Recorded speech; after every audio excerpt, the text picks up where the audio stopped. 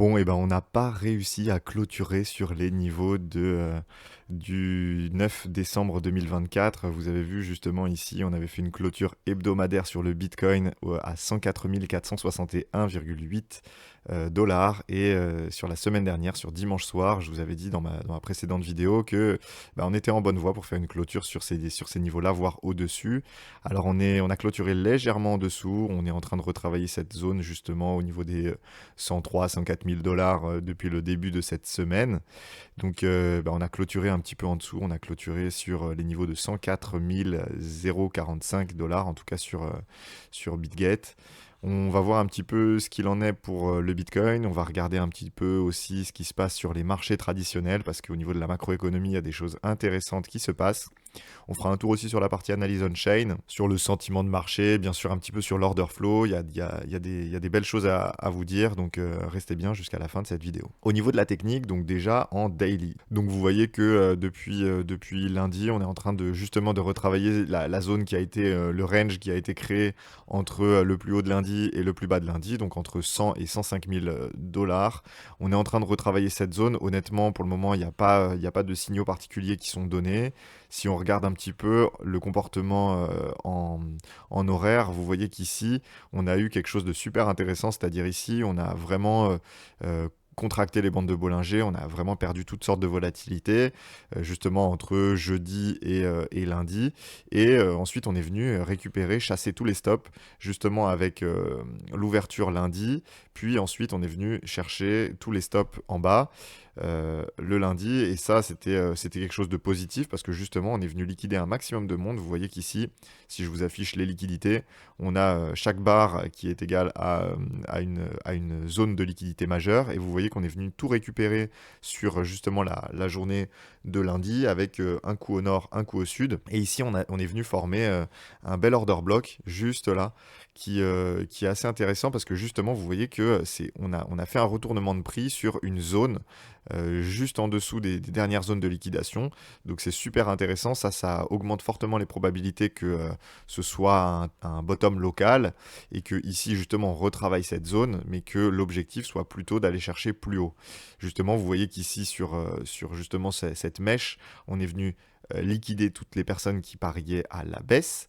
Donc on est venu, toutes les personnes qui pariaient à la baisse, elles ont tendance à mettre ici leur ordre stop, prendre des profits ici et mettre leur ordre stop juste au-dessus. Donc voilà, s'ils rentrent en position ici, et ben vous voyez qu'ici on est venu les liquider avant de repartir à la baisse. Et idem, toutes les personnes qui rentraient en position longue, donc ici qui pariaient à l'achat, si elles rentraient en position ici, elles allaient tendance à mettre leur ordre stop justement en dessous des derniers niveaux, donc ici par exemple, et prendre des profits justement sur un nouveau sommet. Et vous voyez qu'ici, on est venu également les liquider. Et sauf qu'ici, on est venu faire une vraie structure. Ici, on est juste venu avec une mèche récupérer le top. Ici, on est venu faire une vraie structure. Donc ça augmente les probabilités de faire un nouveau sommet et de faire un nouvel ATH dans les prochaines semaines. Vous savez que c'est ma théorie. C'est la théorie, c'est mon scénario qui est le plus probable selon moi. Donc c'est le scénario que je joue pour le moyen terme. Au niveau des ETF Bitcoin, vous voyez qu'ici on n'a pas eu de sortie majeure. Vous savez que je regarde particulièrement le BlackRock. Ici, on est sur BlackRock à 0 en entrée et en sortie sur la journée du 13 mai. Il n'y a pas de signaux à ce niveau-là, mais le signal que je vais regarder également, c'est celui-ci, c'est les profits réalisés. Les profits réalisés, c'est à quel moment on a des gros portefeuilles qui commencent à prendre des profits. Est-ce que même on a des acteurs qui commencent à majoritairement prendre des profits parce que c'est quand même annonciateur de top. Vous voyez qu'ici, ça nous avait annoncé le top, quand ici on avait des histogrammes verts qui étaient assez forts. Et ici, pareil. Ici, vous voyez qu'on n'a pas de zone de prise de profit. Ça veut dire que ça corrobore un petit peu ce qu'on voit avec les ETF. Ici, on n'a pas BlackRock qui commence à avoir des sorties sur les ETF. Donc, vous savez que ça veut dire, généralement, dans ces cas-là, une prise de profit. Et une prise de profit, quand c'est des gros portefeuilles, ça a tendance à mettre une pression baissière trop forte qui va avoir tendance à faire retourner le prix. Ici, je regarde également cette courbe-là parce que vous voyez ce transfert entre les holders de court terme et les holders de long terme. Vous voyez qu'ici, on est toujours sur une phase haussière. On a légèrement baissé, là, vous voyez, vraiment les derniers instants. Si je zoome ici, vous voyez qu'on est légèrement en train de baisser, mais pour le moment, il n'y a pas de gros signal. À l'inverse, quand on va commencer à pousser à la hausse, je pense que c'est le scénario le plus probable, c'est qu'on vienne faire un ATH, partir en price discovery, donc en découverte de prix. Et si on arrive à ce moment-là, on devrait voir justement des nouveaux acteurs de marché, des nouvelles personnes qui vont commencer à acheter du Bitcoin. Et cette courbe-là devrait de nouveau descendre. Donc ici, on devrait voir une courbe bleue qui descend au profit justement de cette zone, un peu rose. Au niveau également ici de l'accumulation par les whales, vous voyez qu'ici, sur les niveaux actuels, on est sur des petites zones de distribution. En légère distribution. Honnêtement, pour le moment, c'est pas inquiétant. Vous voyez qu'ici, ça a été un gros cluster d'achat. On a MicroStrategy qui a fortement acheté. On a BlackRock qui a fortement acheté sur ces niveaux-là entre la journée du 25-23 avril et du 5 mai. C'est la grosse zone d'accumulation qui sera probablement une zone pivot. Et tant qu'on est au-dessus, honnêtement, je ne vois pas le prix se retourner. Donc pour le moment, la probabilité la plus forte, ça reste une continuation haussière. Au niveau du sentiment de marché, on n'a pas de nouveaux acteurs qui sont rentrés. Je regarde toujours le terme crypto, à quel point il est recherché sur Google. Et vous voyez qu'ici, on est toujours sur des niveaux très bas. Donc globalement, il y a un désintérêt global de la part des gens. Donc honnêtement, ici, on est encore loin du top à ce niveau-là.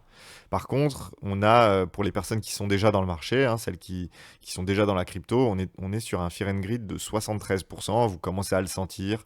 Beaucoup de personnes parlent d'ATH, y compris moi. C'est pas forcément un problème tant qu'on est en tendance. Si par contre on commence à stagner trop longtemps, cet indicateur il pourrait poser problème. Si on est dans un range pendant trop longtemps, le fait que les gens soient euphoriques dans un range, généralement ça augmente la probabilité du fait qu'on ait un retournement.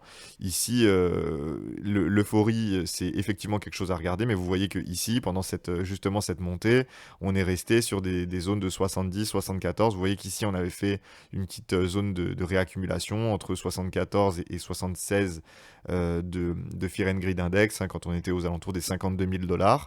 Et on est venu quand même refaire une poussée assez forte. Donc ici vous aviez vendu, vous n'auriez pas profité du mouvement suivant qui vous aurait amené justement jusqu'aux 70 000 $.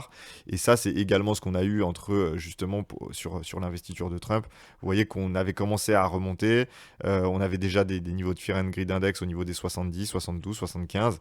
Et puis ensuite, on est venu quand même fortement augmenter jusqu'à atteindre des niveaux d'euphorie de 94%. Ça, généralement, ça dure pas excessivement longtemps, même si ça peut durer sur la phase justement de 2020-2021, sur la phase vraiment de bull run.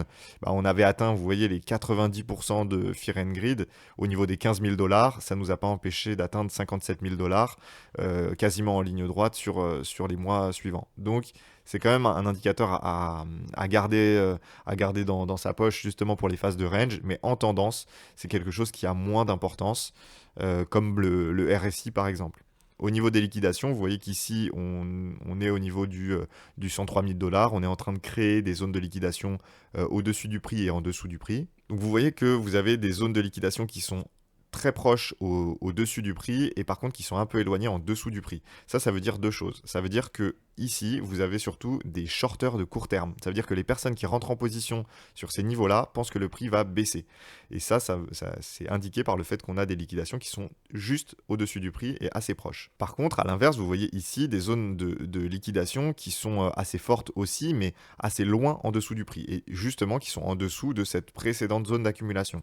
Et ça, c'est fortement lié justement à cette zone d'accumulation. Donc, on a quand même des personnes qui sont rentrées en long à ce moment-là, qui ont mis leur stop justement sur ces niveaux-là et qui là sont en profit, qui sont en fort profit, puisque ici on a quand même fait une montée de 93 000 à 103 000 $, on a augmenté de plus de 10%. Et donc ici vous voyez que on a quand même pas mal de zones de liquidation, mais on a encore du jus sur le haut. honnêtement, il faut plutôt regarder les liquidations sur le court terme. Vous voyez qu'au court terme, le prix a plus de chances de se diriger sur les liquidations qui sont au plus proche du prix et donc d'aller faire un nouveau sommet, donc au niveau des 100, 106, 107 000 dollars. Et donc évidemment, on sera assez proche justement d'une zone de price discovery, donc au-dessus du précédent ATH à 109 000 dollars. Et donc qui pourrait nous amener bien plus haut et faire une montée progressive, mais qui pourrait nous amener justement à l'objectif des 150 000 dollars, qui est l'objectif que je cible pour la période d'été 2025. Je vous rappelle que c'est pas un conseiller en investissement, c'est mon scénario favori. Par contre, ça ne veut pas dire que je ne me protège pas. Je garde toujours des liquidités parce que je peux me tromper. Mais honnêtement, je garde plus de crypto que ce que je garde de stablecoin.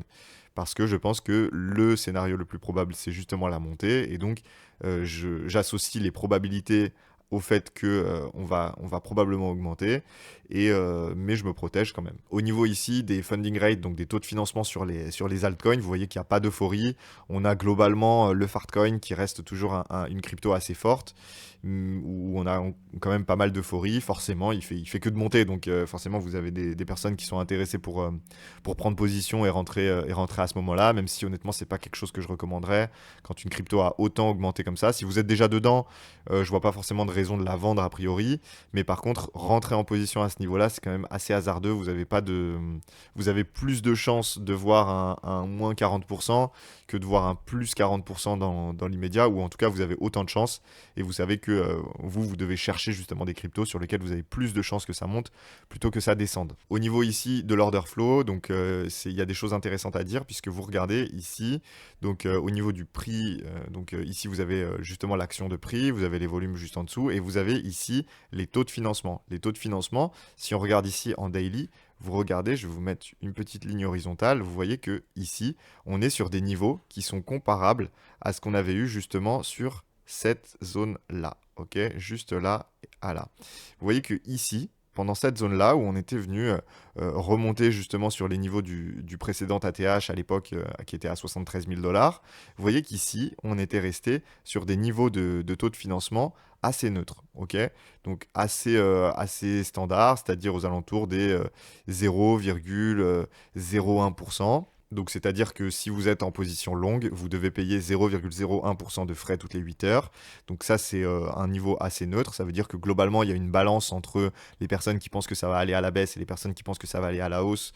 Bah, il y a à peu près autant qui pensent que ça va aller à la hausse que de gens qui pensent que ça va aller à la baisse. Sur le Bitcoin, en général, vous avez un taux de financement qui reste assez neutre et toujours dans le positif.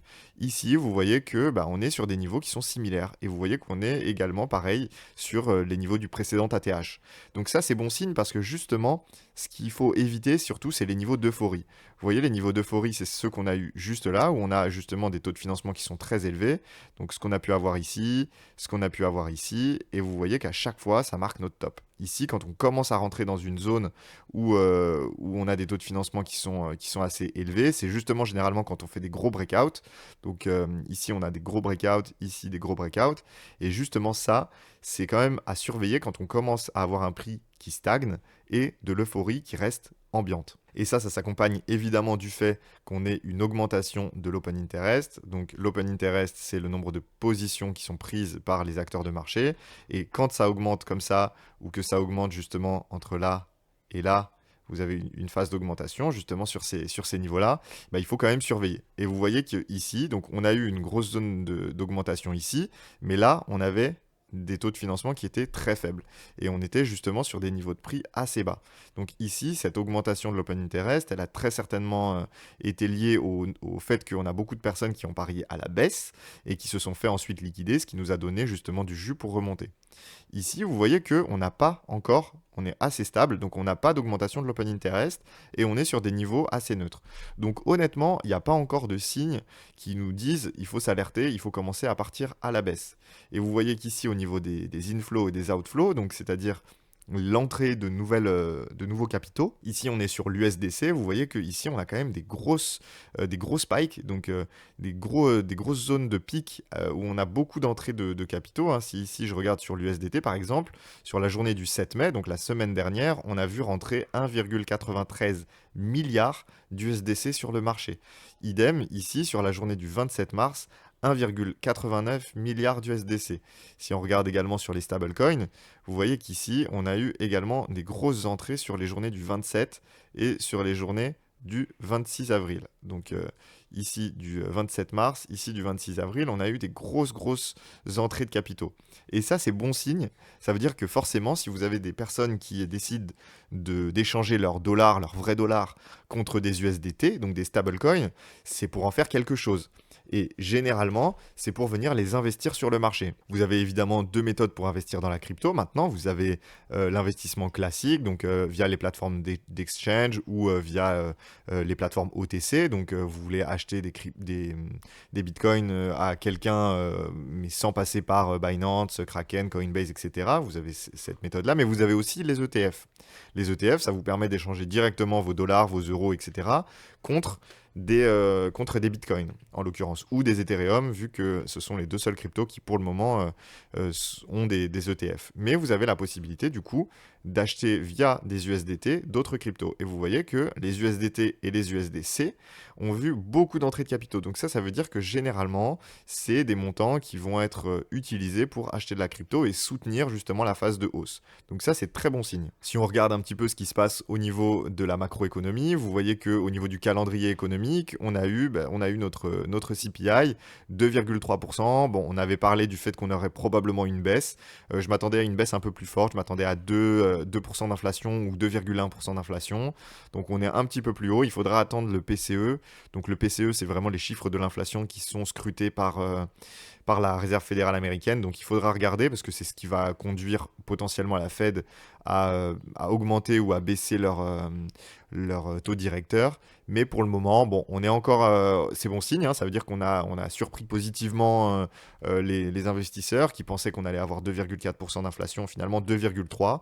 Donc c'est bon signe. Ça veut dire que l'inflation ralentit aux États-Unis. Ça, c'était quelque chose qu'on avait anticipé parce que Trueflation nous annonce justement que on était sur une phase de baisse de l'inflation. Actuellement, depuis le mois d'avril, on est sur une stagnation. Donc évidemment, les annonces de Donald Trump et l'augmentation des droits de douane envers la Chine, ça n'a pas aidé justement à faire baisser l'inflation, mais on a eu un accord et ça c'est extrêmement positif, extrêmement positif, hein, de passer de 145% de droits d'inflation à seulement 30%, c'est quand même très positif, ça va faciliter les échanges. Vous avez également, ça veut dire que la guerre d'ego est un petit peu terminée. La Chine qui voulait surtout voir le président s'excuser et donner du respect avant toute négociation, c'était un petit peu bloqué, c'était un petit peu crispé. Trump qui voulait pas perdre la face, savait pas bien comment rattraper le coup, donc il voulait pas faire des fleurs à la Chine pour pas passer pour un idiot. Donc il y a quand même eu comme ça une zone de flou qui est un petit peu résolue, et ça c'est extrêmement bon signe, le fait que les deux nations se parlent et qu'elles trouvent un terrain d'entente. Donc effectivement, les deux perdent pas la face, c'est très bien. On va avoir certainement une inflation qui va stagner, peut-être baisser, parce que justement l'année dernière, en mars 2024, on avait eu une inflation qui était assez élevée, donc potentiellement on peut avoir sur le mois de mai, sur le mois de juin, de l'inflation qui va petit à petit baisser. Il faudra surveiller ça parce que c'est évidemment ce que va surveiller la Fed pour faciliter ou non les conditions d'accès au crédit, faire potentiellement une procédure de quantitative easing, etc. Donc il faudra regarder ça, bien entendu. On a les chiffres du chômage qui vont tomber jeudi à 14h30. Honnêtement, on ne s'attend pas à grand-chose. On s'attend à une légère augmentation du chômage, mais honnêtement, c'est à la marge. Si on reste toujours sur ces niveaux-là, 225, 230 000 nouveaux demandeurs, 230 000 demandeurs d'emploi aux États-Unis, ça resterait assez standard et honnêtement, on ne devrait pas avoir de réaction particulière. Si on voit le chômage augmenter fortement, ça pourrait conduire justement la Fed à aller un petit peu plus vite, à essayer de faciliter les conditions d'accès au crédit en justement baissant les taux pour espérer voir justement l'économie a accéléré un petit peu et essayer de répondre au problème du chômage. Actuellement, il n'y a pas de problème de chômage et l'économie va à peu près bien. L'inflation est encore un peu haute, donc la Fed, ils sont pas pressés pour réagir. On verra bien entendu le discours de Jérôme Powell, donc, qui est président de la Fed, jeudi justement à 14h40. On regardera un petit peu ça, mais honnêtement, on ne devrait pas avoir d'annonce particulièrement forte. Je vous ai gardé le meilleur pour la fin si vous êtes resté jusque-là. Et avant ça, je vais juste vous parler de nos accompagnements privés. Si vous êtes un petit peu perdu, si vous avez envie d'être accompagné, on propose des accompagnements privés sur mesure à toutes les personnes qui le souhaitent. On a encore quelques places auprès de nos mentors. Donc vous avez un mentor de l'équipe Medusa qui vous sera attribué. Vous aurez une conversation en one-one avec lui sur Telegram et vous pourrez lui poser toutes les questions que vous voulez, exactement quand vous voulez, à chaque fois que vous posez une question, etc., sur votre portefeuille, votre stratégie, etc., vous aurez la possibilité d'échanger avec lui. On déterminera une stratégie qui sera la plus adaptée à votre profil de risque, à vos objectifs, à votre horizon de temps d'investissement, etc., pour vous aider justement à naviguer au mieux et à performer au mieux sur ce bull run. On a des reprises haussières qui sont importantes. Je pense qu'on peut atteindre 150 000 dollars pour un Bitcoin aux alentours du mois de juillet-août de cette année et probablement plus sur cette fin d'année. Vous savez que je cible un top sur le mois d'octobre. Il nous reste potentiellement 6 mois pour profiter de ce bull run au maximum.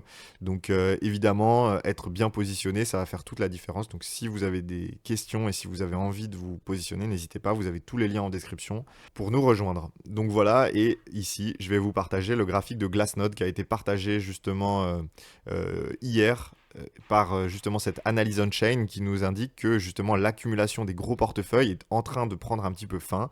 Donc on a eu une grosse zone d'accumulation des portefeuilles de plus de 10 000 bitcoins. Donc là c'est vraiment les gros portefeuilles qui sont toujours dans une phase d'accumulation mais un petit peu plus neutre. Ici on avait une grosse zone d'accumulation, on en a parlé par BlackRock et par MicroStrategy aux alentours des 94 000 dollars.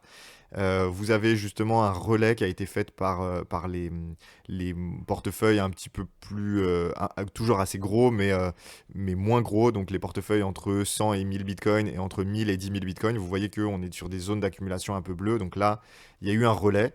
Les personnes qui ont des gros portefeuilles se décident à acheter, à accumuler toujours sur ces niveaux-là. Donc ça, c'est un bon signe. Ça veut dire que potentiellement, on peut repartir à la hausse parce que surtout, vous avez surtout les petits portefeuilles, donc moins de 1 Bitcoin, entre 1 et 10 Bitcoin qui sont toujours en phase de distribution. Ils prennent des profits. Donc là, vous avez des personnes qui justement, qui sont bien inspirées, hein, forcément, quand vous avez justement un retour sur ces niveaux-là, aux alentours des 110 000 dollars, vous avez justement des personnes qui prennent des profits. Alors en soi, c'est sain, mais quand vous avez des gros portefeuilles qui accumulent et des petits portefeuilles qui prennent des profits, généralement, vous avez plutôt envie d'être du côté des gros portefeuilles. Donc ici, c'est probablement plutôt une zone d'accumulation qu'une zone de distribution. En tout cas, vous voyez qu'on a à peu près tous les indicateurs, que ce soit technique, on-chain, au niveau du calendrier, au niveau de l'analyse de l'order flow, etc., qui tendent à nous dire qu'on est plutôt sur une zone de continuation haussière. Donc vous voyez, moi je me mouille un petit peu, hein, je vous partage vraiment ma position. Actuellement, je suis plus investi. J'avais pris des profits sur cette zone-là au niveau des 92 000 dollars à l'époque, vu justement cette grosse phase haussière. Mais en voyant qu'on avait ici une grosse zone d'accumulation, j'ai repris assez fortement des positions. Et ici, je pense que ce n'est pas une zone de prise de profit. Malgré le fait qu'on ait fait une forte augmentation, je pense que ce n'est pas une zone de prise de profit. Bien entendu, ça peut toujours être intéressant de prendre 5 à 10% de profit, mais honnêtement, je pense que la phase de prise de profit est plus haut. Donc moi, en tout cas, je joue ce scénario. J'espère que vous avez aimé cette vidéo. Si c'est le cas, n'hésitez pas à vous abonner, à commenter si vous avez des questions. En tout cas, on reste disponible via l'espace commentaire ou même via Telegram. Vous avez possibilité de nous contacter par Telegram directement en cliquant sur les liens en description sur nos accompagnements, etc. On vous a mis un petit encart pour nous contacter via Telegram. Voilà, je vous remercie et on se retrouve bientôt pour une prochaine vidéo. Au revoir.